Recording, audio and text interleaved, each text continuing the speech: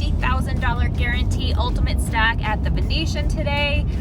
I'm here with #MoreBob, and we're en route to go to one of my new favorite poker rooms that I've ever played in here in Vegas.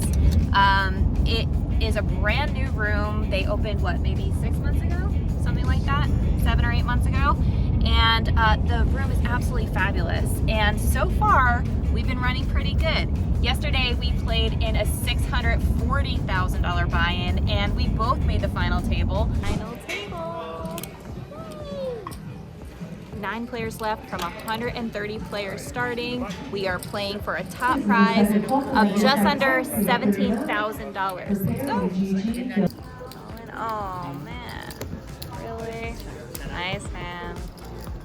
Gross. I got 5th place and Bobby got 9th place. So that was a definite fun one, and we're running good. By the way, guys, for those of you who don't know me, I'm Lexy Gavin-Mather, professional poker player and coach, and I travel the world playing cash games and tournaments, giving you strategy tips along the way. How are we doing today, Bobby boy? Professional driver Bob here. That's all Uber. I do. Uber, drive you around. Yeah, it's actually pretty nice, I'm not gonna lie. So day 2 of this tournament is in 2 days, which frees us up for tomorrow, where Bobby and I are gonna be going to the NASCAR race here in Vegas, which First is time. Never something. been to a NASCAR race. I know, we're very excited. Let me know in the comments if you guys have been to a NASCAR race, because we know nothing about it. Should I wear like a Kamala Harris hat there? Is that how that works? I've seen on TV, so I'm really excited just to sort of push some buttons. Yeah, that's definitely. How many Ricky Bobby jokes should I do? Ricky Bobby. We have no idea what to expect. I know, but we're excited. It'll be fun. And the weather's been perfect here in Vegas. So, anywho, I'm going to give you guys a little tour of the new Venetian Poker Room. It's actually on the Palazzo And side. how to park, how to get in there. It's a great location. It's honestly, as far as getting there, it's the easiest poker room to get to because you don't have to drive on the strip if you're coming from the freeway. So we're going to show you how to do it and where to eat and all the good stuff that it has to offer. All right, let's go. Okay, so here is the Las Vegas Boulevard. So you don't have to turn onto it. You just go straight to park right into the Palazzo on Sands Boulevard. Easy peasy. And look at this glorious view of the Sphere. This is where, if you play 75 hours of cash games or 15 tournaments. 15 tournaments, you get special parking. Yes, special parking. And that's which we will where show we're you. going. Because we're special. We're special. Like normally this would be a little yellow bus special. Grab yourself a ticket. Also, the Venetian Poker Room will validate your parking if you play for 3 hours. So you just go to the cage and ask for validation on the parking and they'll do it. Fur. All right, gotta show them parking spots. And look, you see, all of these spots are for poker room parking only. So special. Yes. And they give you this. And they give you that. So nice. Finally, a casino that cares about the poker players. Normally, they only care about the slot players or the blackjack players or the craps players, but Those people. But they care about us. All right, so now we are entering the facility. We are with the elevators. Go up, and you'll see how easy this is. And you just hit the poker room button, and it'll take you right to the floor. And magic, we are where we need to be. So you just walk right out here, turn left, and bam, there it is.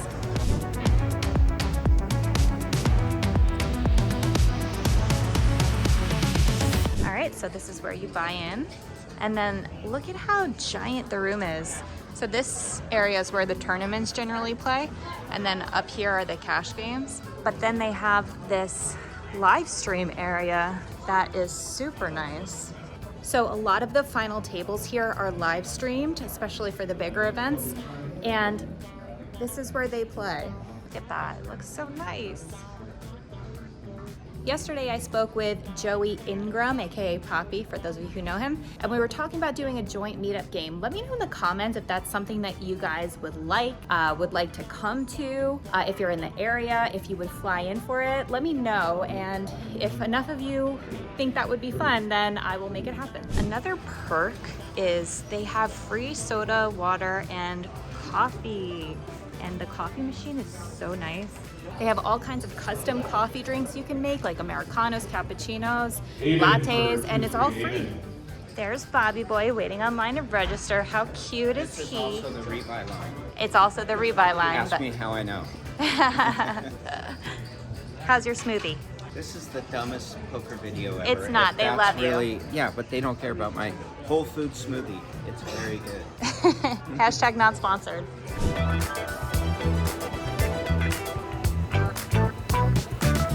Okay, let's go buy in. There we go.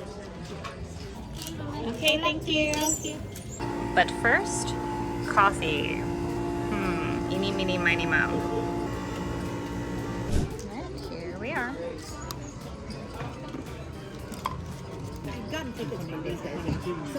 Okay, so here's the deal. 40,000 starting chips, 40-minute levels. So really, really good structure.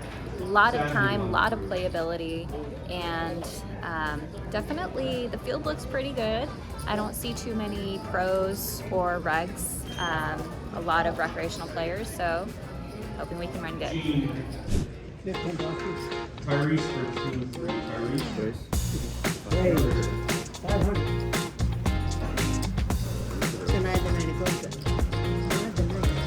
Then yes, then you're not on the clock. Alright, moving to a new table. And we got moved right next to Honey. Hi, Honey. Okay, so here the blinds are 200, 300, 300. Middle position raises to 800. The low jack calls, and I'm on the button with King 10 of diamonds, and I have starting stack of 40,000. Now, sometimes I elect to call here. In this particular situation, I decided to 3-bet. I think it's fine versus the middle position open and the low jack call. I would probably be more inclined to call if it were versus like the under the gun open. But here I just decided to 3-bet, take the more aggressive route, and middle position ends up calling, so we're heads up. The flop is Queen of Hearts, Jack of Spades, 8 of Clubs, so I flopped the open-ended straight draw. I'm definitely c-betting here. I'm gonna have a lot of strong like Queen X and Jack X, like, you know, I could have pocket queens, pocket jacks, ace queen, sometimes ace jack. So I like to c-bet 5,000, and he calls. The turn is gin. It's the ace of spades, so now I've hit my straight. I bet again, I bet 10,000. He shoves, obviously I snap call, and he has the 9-10 of hearts. The river was the 9 of clubs, so we stay clean, and that's just a great scenario where a hand like King 10 of diamonds, where I would normally just flat, you know, sometimes can win you a very big pot if you 3-bet it. The next hand, the very next hand, I have Ace King of diamonds, and now I have double starting stack. I raised the cutoff with Ace King of diamonds, button and big blind call. The flop is Ace of spades, 8 of hearts, Jack of clubs. I c-bet here 1,300, and the big blind calls. The turn is the King of Hearts, now giving me 2 pair. Now I'm thinking I'm invincible. I am going to run well this session. I decide to bet again. Here I'm thinking I'm invincible. This is definitely going my way. I'm running well this session. So I bet 4,200. I think I can still get value from, you know, his single ace, you know, pair of aces. Obviously hands like ace jack are calling, ace 8 are calling. And I think I can still get value from maybe his like king jack, Jack-10 type hands, queen jack.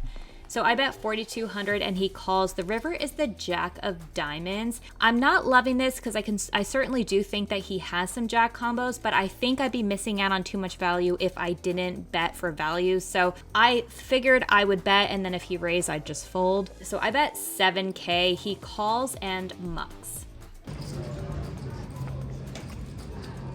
All right, we made it to break, and pretty good first couple levels for both of us. I have 93K, after the first break, coming back to 400 big blind, and Bobby Boy, you have 50K. 50K. Nobody cares about the number of chips. It's all about big blinds. So, infinite big blind. So that King 10 hand was really good, the one where I turned the nuts straight. That's just a good spot where I feel like half the time I would probably just flat the King 10 of diamonds on the button, but I don't want to only flat my like suited Broadway hands every time. Like sometimes you want to 3-bet them. So that time I chose to 3-bet them, bloated the pot, and wound up getting there on the turn. So yeah, off to a good start. We're moving our legs, gonna get some food, and that's really all I have to report. Over and out. By the way, for those of you who don't know, I do have a course called the Poker Accelerator. It's for the cash player, tournament player. It's a little more recreational and beginner, and then it goes into some advanced concepts, but it'll really help the struggling player who can't seem to find a win rate become profitable in poker. So check it out. Visit the description box below. I am offering 20% off if you use coupon code 20% at checkout. Visit LexyGavin-Mather.com or the description box below and grab that while that promotion is still going. And I really, really think it'll transform your game. Cash player, tournament player, online or live, it's for everyone. And it's a great gift too. Get it for a loved one. Look, it's like we're in Italy. We're like kind of outside in a way. Oh, the fresh air. Just kidding. So there's Starbucks. There's actually a lot of smoothie and juice places for the health nut. And then back here is the Grand Lux Cafe that I was talking about. You don't even have to go into the main restaurant to pick up your food. You just come to this little area and pick it up right in here. And if you like Chinese food, this place is so good. Pretty cool vibe in there too. And then here you have a restaurant called Ha Salon. Haven't tried that yet, but I've heard it's good. And then right across the way is Mediterranean street food, which you can also order from the poker room. Okay, so that's your little tour of the Palazzo if you haven't been here. Super nice. And then another thing that I really like about the new poker room here is the fact that you can bypass all of this casino craziness. If you're not into that, you can bypass all of the smoke because that, like I said, the elevator just goes right up to the poker room. So you don't even have to have any part of this casino vibe unless it's your vibe. For me, I don't love the casino atmosphere. I don't love smoke.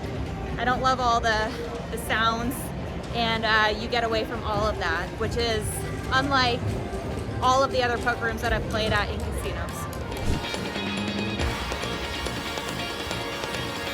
By the way, the Palazzo and the Venetian are connected, so you can easily go from one casino to the other, and there's like infinite restaurant options on the Venetian side as well. Yep. Totally. The next hand, the blinds are 200, 400, 400. Middle position raises to 1200. The hijack 3-bets to 3K. And I have pocket kings, and I decide to 4-bet here. Now, this is a situation where I see a lot of people like flatting or cold calling the 3-bet, and that's definitely not something you want to do here. Typically, in general, I'm not a fan of cold calling a 3-bet with any portion of my range. But here with pocket kings, I definitely want to 4-bet this.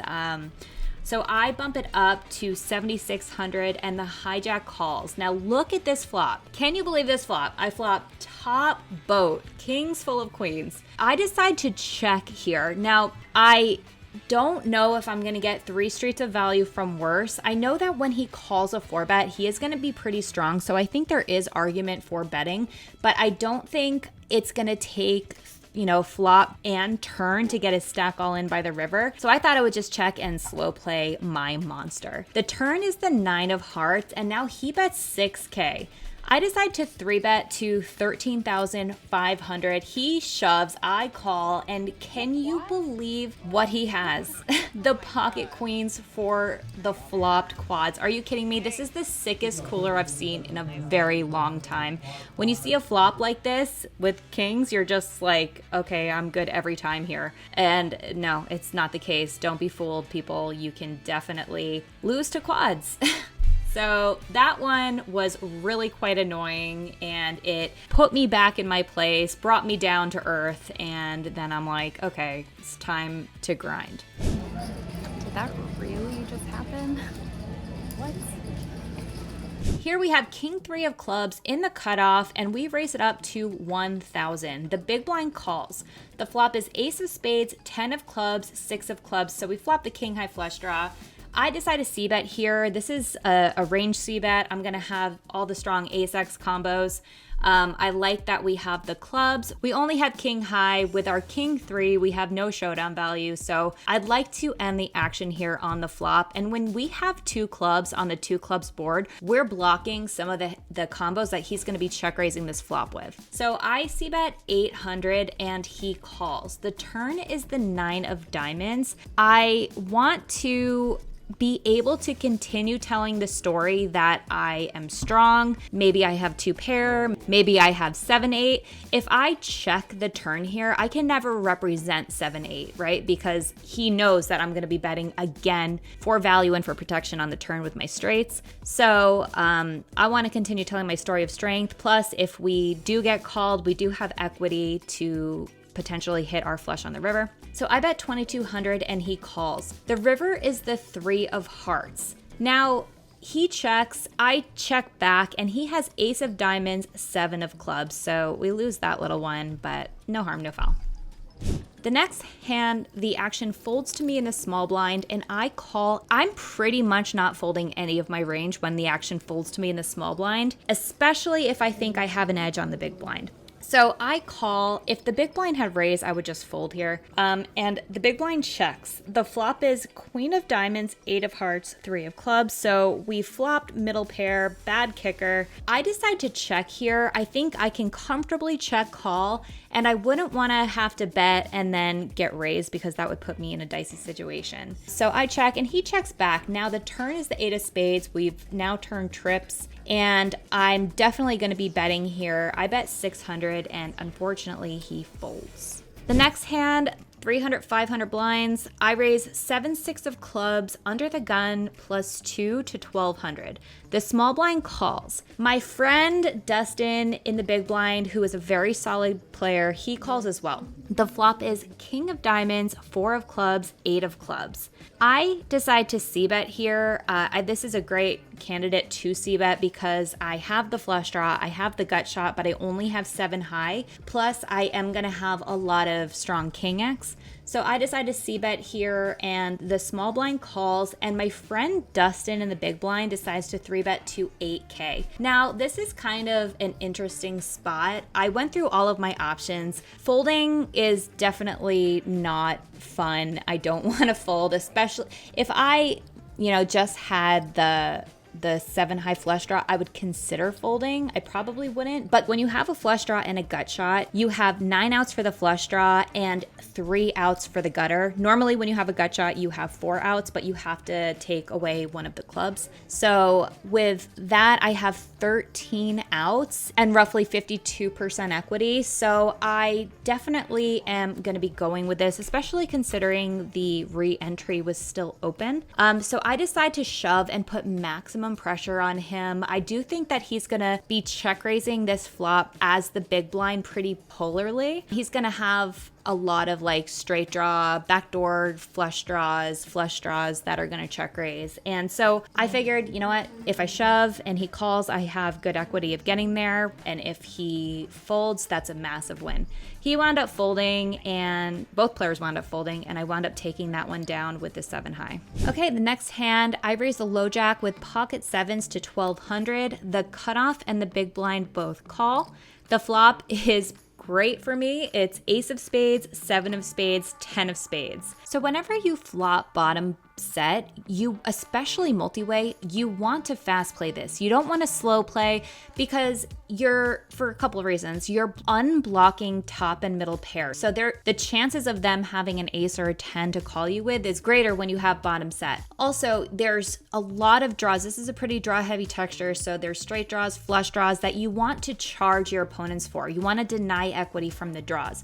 Whenever I have bottom set, even middle set, I typically fast play it. So I decided to c-bet 2,200 and the cutoff calls. The turn is the 5 of spades. I decide to bet again. I don't love that the spades got there on the turn. Let me know in the comments what your thoughts are if I should have checked back. So I bet 3,700 and the cutoff raises to 10K. I hate this, but I still have boat outs. I got stubborn. I decided to give it a call. I don't think I should just be folding. This is definitely the argument for why I should probably have checked back, but let me know. But the river is the ace of diamonds, so this is pretty good. I've now boated up. I decide to shove here, and the reason I decided to shove is because I think it's too easy for him to check back with his flushes now that there are boats out there. So I decide to shove, and he called pocket 10, so he has a better boat than I do. Yeah, that one stung. So we started this session just totally on top. We're running good, we're doing great. And then the tides have turned and it's like they've hit the doom switch on us, and now we just are getting some of the sickest coolers ever. We decide to shake it off. We're fine, we're still playing our A game. It's still early on, I'm not stressing about it. It's all good. Did that really just happen? Wow, I've taken some of the grossest beats that I have seen in a long time in a very short amount of time. But I'm building it up after I get coolered, so hopefully I can build it up again. I'm really not sure, so, but I have probably half starting stack, but tartar sauce, jeez. All right, this is how you keep your cool when you're getting crushed. Next hand, early position raises to 1,200, and I call with Jack-Ten of Spades, and I have about 24,000 at 500 big blind. And the cutoff and the small blind both call. The flop is 6 of spades, 9 of hearts, queen of clubs. So I flopped the open-ended. Early position c-bets for 7K. I think that this is a good spot for me to shove. I don't want to just call and risk the opponents behind, putting me all in or making a move. So I decide to maximize my fold equity and I shoved. If I get called, I still have good equity to get there. And he calls with pocket aces and the turn is the king of spades and the river is the 4 of clubs. So we do end up getting there. This is the swingiest, craziest session I've played in a very long time, but we're back on top. Wow, now if I can just teach you to fold sevens. It was obvious. I had a boat, buddy. Such a good read on you. I mean, it was so obvious, and then you do that. Easier said than done. Yeah, exactly. What a crazy game of poker.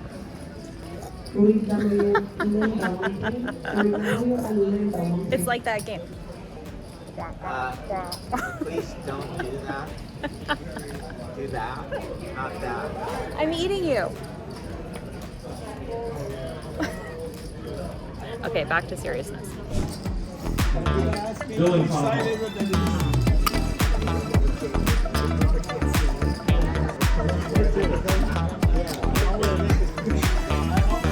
Thank you.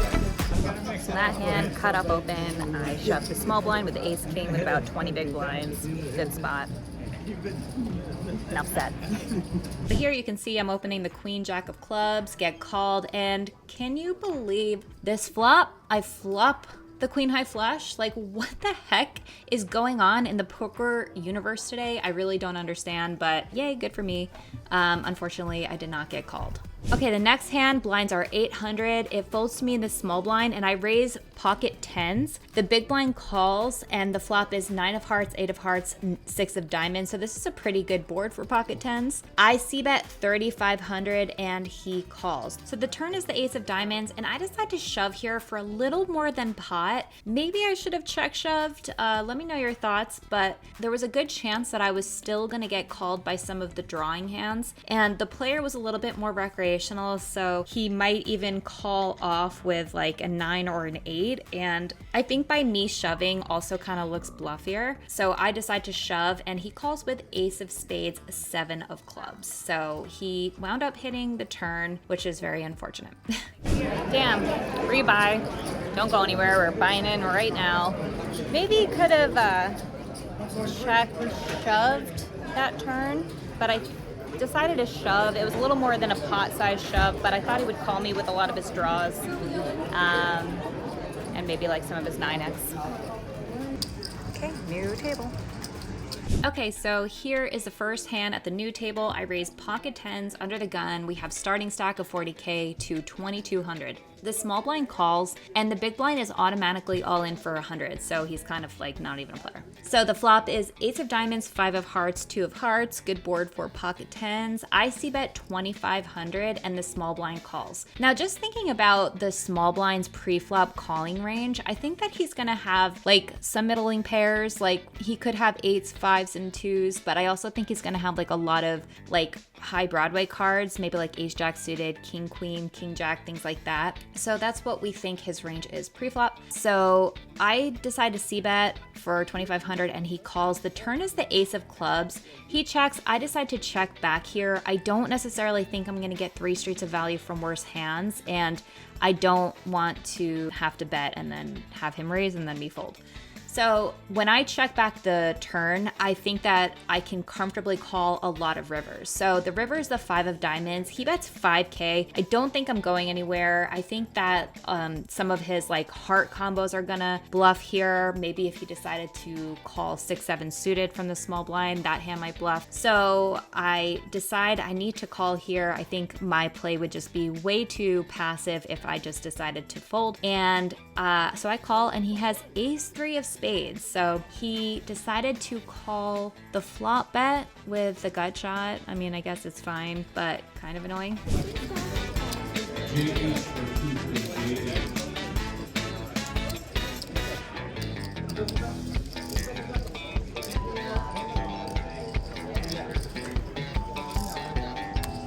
The next hand, blinds are 600, 1,200, 1,200. I misclick the button pre-flop and put out 1,400, but I meant to raise to 2,800. I think that at this point, my brain is just not functioning properly with all of the crazy hands I've played. So I actually misclicked, and with the pocket kings. The small blind puts out a raise to 9K. I think in this situation, my misclick might have induced him to choose a crazy sizing pre-flop, which worked out well for me. So I call. The flop is ace of diamonds, jack of spades, 5 of clubs. Anytime you have pocket kings with an ace on the board, you're just like, oh, why? But he just checks, and I decide to check back here. I definitely don't want to get check raised here. The turn is perfect. It's the king of diamonds. Can you believe it? This is so crazy. All of these massive hands. This session is just wild. He decides to bet 10K now. I shove, and he snap calls with pocket jack. So we set over set him. Crazy game of poker. Okay, that is the definition of a misclick gone right. All right, we're in a good spot now with a little over 80,000 at 1,200 big blind. Scratch that, actually have like 95,000. We told 2-3. Okay, we're on break, just walking around. That was a good little hand that I accidentally misclicked.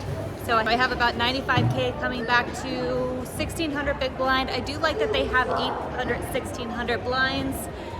Some places don't do that, and it just adds a little bit more playability. Hi. It's none of your business. Bobby's grumpy. He's not camera ready right now. Not camera ready, right? By the way, guys, I just partnered with a company called Edge Boost, and it's basically like a Visa debit card for the gambler. You can withdraw and deposit up to $250,000 a day, and your transaction never gets flagged or denied. It's really good for poker players who want to travel and go to casinos. Or online betting too. Right. sports books. Yeah, you don't have to carry a ton of cash. And if you use my link, which I'll link below, you automatically get signed up at the highest VIP tier status something, and you get higher cash back. It's really good for bankroll management. You can have your own separate bank account for gambling and not, mix the life money and the poker money. So check it out. And tell us what you think. And tell us what you think. Because everybody we've shown it to who've used it really likes it. So yeah, it's kind of amazing. And the World Series of Poker just partnered with them, so they're going to be the official bank account of the World Series of Poker. So you can just go up to the cage and use your Edge Boost debit card to buy into the tournament. Let's go play. Okay. Yeah, check it out. Link below. Okay, so here's the deal. There were 98 in this flight, and this was 1B. Yesterday was 1A. And then 29 players remaining, and 13 players advanced to day 2. Okay, blinds are up to 2,500. We have about 15 big blinds. Been pretty card dead, just kind of bleeding down, not much of an opportunity to do much.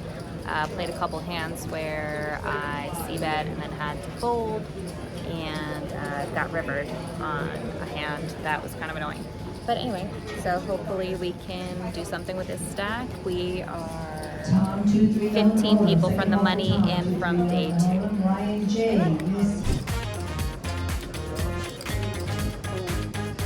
Oh man. Oh. Blind versus blind. Shove the 10 beads. I need it. Oh, that's right.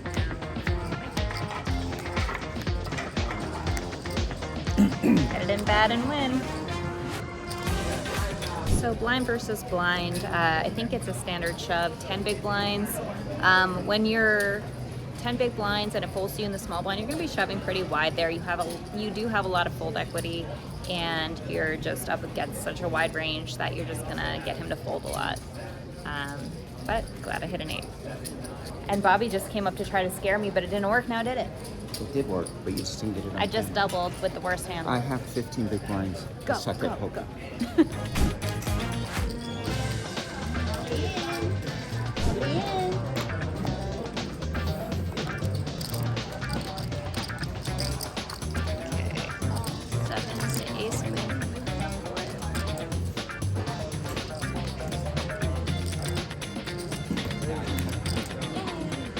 Still here. I'm still in. I'm like a cockroach.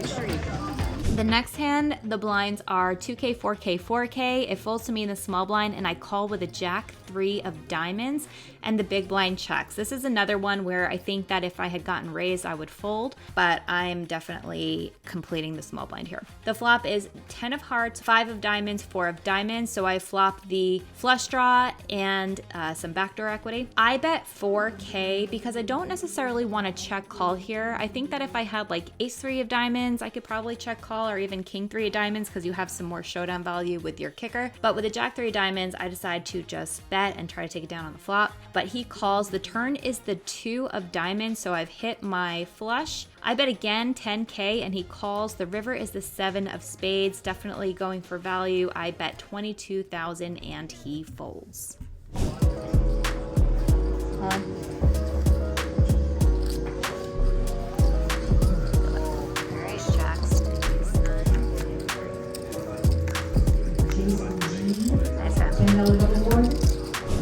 Wow, 8 players from the money, and a guy decides to spaz. I open the jacks under the gun, and then he just like puts out 100K from the small blind. I shove, I call it off, and he has the ace-9. So what are you gonna do? Gosh, okay, that's really tilting, but whatever. Thanks for watching, guys. Hit the subscribe if you like the hand histories. I would really appreciate it. I'm speechless. Okay, thanks for watching. See you in the next one. Bye.